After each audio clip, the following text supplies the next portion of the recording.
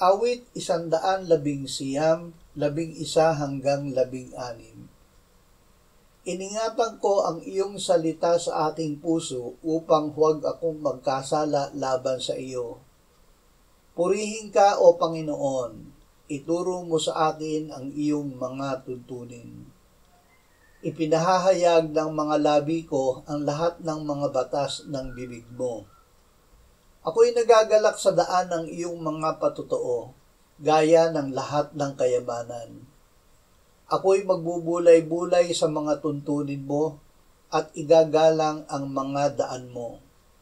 Ako'y magagalak sa iyong mga tuntunin, hindi ko kalilimutan ang iyong salita.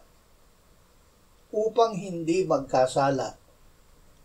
Tayo ay iniligtas ng Diyos sa kasalanan upang ihiwalay tangi para sa Kanya at sa gayon ay maging banal.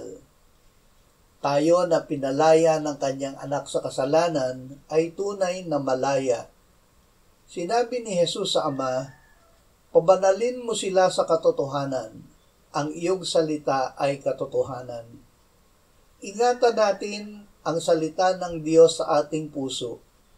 Ibinigay sa atin ng Diyos ang Kanyang salita upang tayo ay hindi magkasala.